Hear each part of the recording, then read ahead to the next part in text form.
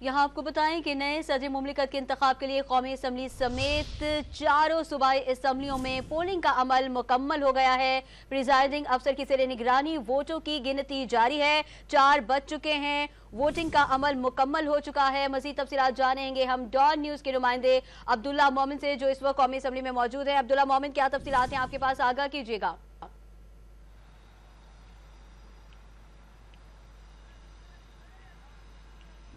जी अब्दुल्ला, बताइएगा कि पोलिंग का वक्त खत्म हो चुका है, नताइज कब तक मुतवक्के हैं? जी बिल्कुल, अब से कुछ ही लम्हे पहले जो नेशनल असम्बली में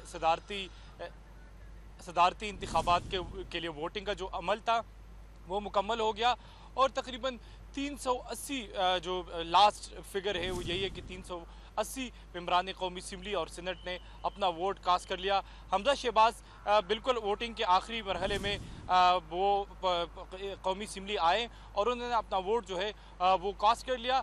पूरे मुल्क की तरह इस्लामाबाद में पार्लियामेंट में भी जो मुश्तरका इजलास था जहाँ पे सदर मुमलिकत के लिए वोटिंग होनी थी और वोटिंग का अमल जो है वो 10 बजे से 4 बजे तक था और उसमें सिर्फ एक ही नमाज ज़ोहर के लिए वक्फा किया गया था आधे घंटे के लिए, जिसके बाद 30 आधे घंटे के फ़ौरन बाद जो वोटिंग का अमल था वो दोबारा शुरू हुआ और अब हमजा शहबाज ने वोट डाला, जिसके बाद ये वोटिंग का मरहला जो है वो मुकम्मल हो गया। अभी ये बताया जा रहा है कि 380 मेंबरान ने अब तक जो है वो वोट कास्ट किए हैं, जबकि कुछ जो मेंबरान थे उन्होंने भी अब अपने वोट जो है वो कास्ट किए। तो ये जो नंबर है ये 400 से अब हो जाएगा। और आज हमने देखा कि ऐवान में शुरू में जो 6 घंटे का वोटिंग का अमल था, शुरू में जो हुक्मरान इत्तेहाद और अपोजिशन के कैंडिडेट महमूद खान अचकज़ई और आसिफ जरदारी मद्दे मुकाबिल थे, तो अपोजिशन बेंचों से शदीद मुज़ाहिमत की गई, नाराबाजियाँ की गई, लेकिन बाद में ऐवान जो है वो खुशगवार माहौल में